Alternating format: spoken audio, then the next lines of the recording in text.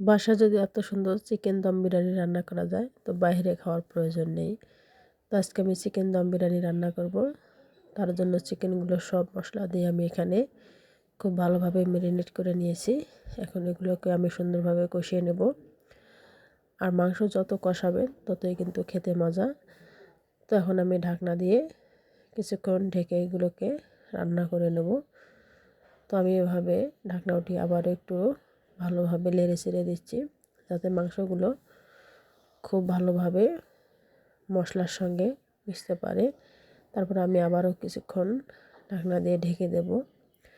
তো ঢাকনা উঠিয়ে আমি আবারও খুব ভালোভাবে মাংসগুলো এভাবে নেড়ে চেড়ে দিচ্ছি যাতে মশলাগুলো মাংসের ভিতরে ঢুকতে পারে। আর তার সঙ্গে আমি কিছু এভাবে আস্ত আলু, যেগুলো একদম ছোটো সাইজ, এগুলো কিছু নিয়েছি এবং বড়টাকে একটু কেটে নিয়েছি, কারণ দম বিরিয়ানির সঙ্গে আলু না হলে জমবে না। তাই কিছু আলু দিয়েছি। মাশাআল্লাহ, দেখেন কত সুন্দর কালার চলে আসছে। তো এখন আমি আবারও ঢাকনা দিয়ে ঢেকে মাংস এবং আলুগুলোকে খুব ভালোভাবে রান্না করে নিয়েছি।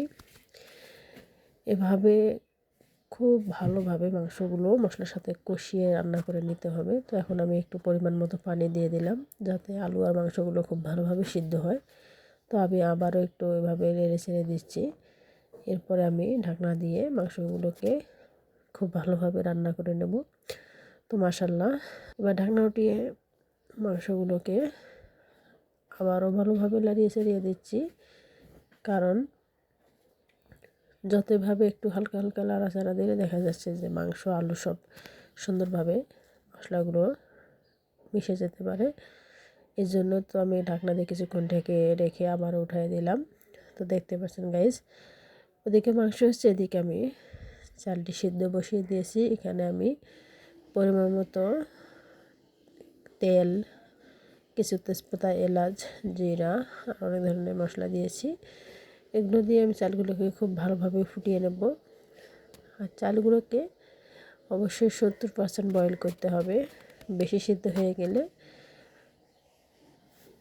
রাইসটা একদম ঝরঝরা হবে না, এটা একদম আটা আটা হয়ে যাবে। আর চেষ্টা করবেন একটু পানিটা বেশি দেওয়ার জন্য। তো গাইজ, এদিকে আমার মাংস রান্না প্রায় শেষ। এখন আমি রাইসগুলোকে পানি ঝরিয়ে নিয়েছি। এখন আমি পানি ঝরে রাখা রাইসগুলো পাতিলে ঢেলে দেব। আর পাতিলে ঢেলে দিয়ে আমি এগুলোকে খুব ভালোভাবে সমান করে দিয়েছি, দেখতেই পারছেন।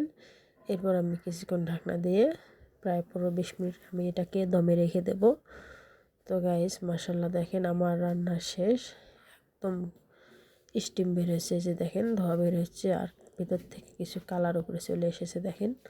তো ফাইনাল লুকটা দেখেন, মাশাআল্লাহ। এই হচ্ছে আমাদের আজকে চিকেন দম বিরিয়ানি।